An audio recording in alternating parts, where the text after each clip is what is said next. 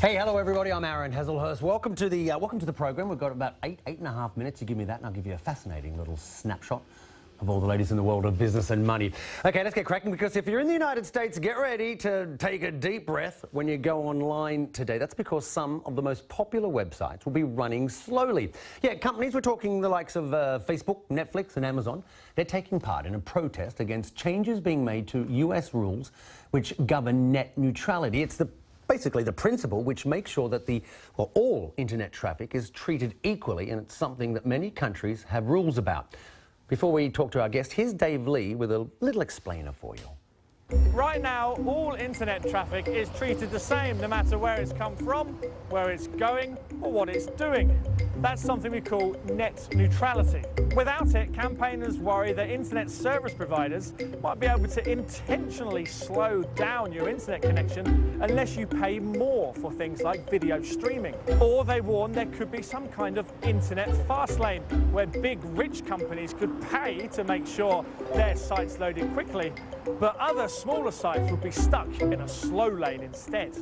Throughout Wednesday, major internet companies will be simulating what it will be like to slow down their websites in the hopes that Americans will get in touch with their politicians to pressure them into supporting net neutrality. There you go. Dave Lee explaining net neutrality. Let's get more. Matthew Howett is an independent telecoms expert and joins us. Matthew, great to have you with us. Well, I guess first question, will the protests work? Because they're some of the biggest names in the internet, and they're pretty miffed, I think, at the FCC, and again, for the uninitiated, that the FCC controls the internet rules in the United States, and the FCC are the ones who voted to dump net neutrality, right?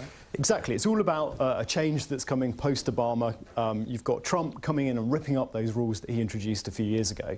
Whether or not they succeed, I think, is down to the sort of public sentiment. We've seen a lot of people coming out in support of the big content players, saying that, we can't rip up these rules as they were.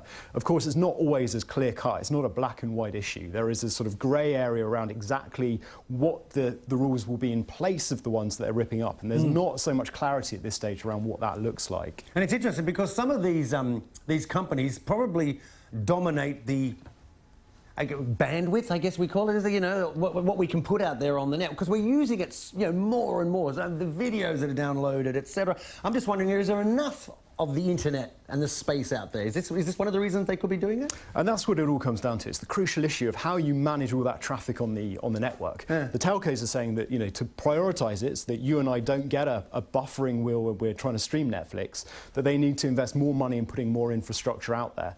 Actually, big companies like Netflix and YouTube are already doing that. They're paying money alongside the telcos to get that content much closer to the end user. Is that right? Exactly, yeah, to right. the telecom companies that we get our broadband subscriptions from. So those kind of commercial relationships actually already exist.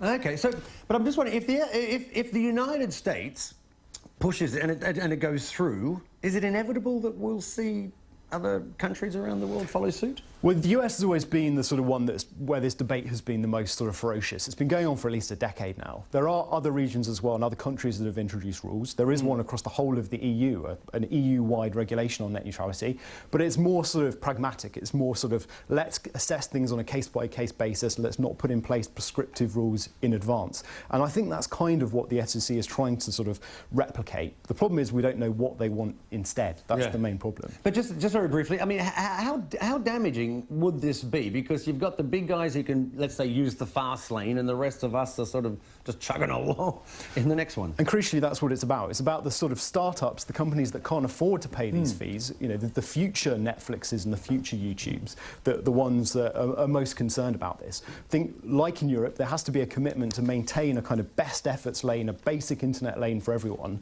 Otherwise, you might not see those companies come through and become the giants that many of the companies are today. Yeah, indeed. Matthew, great stuff. We appreciate your time. Thanks for joining us. Matthew.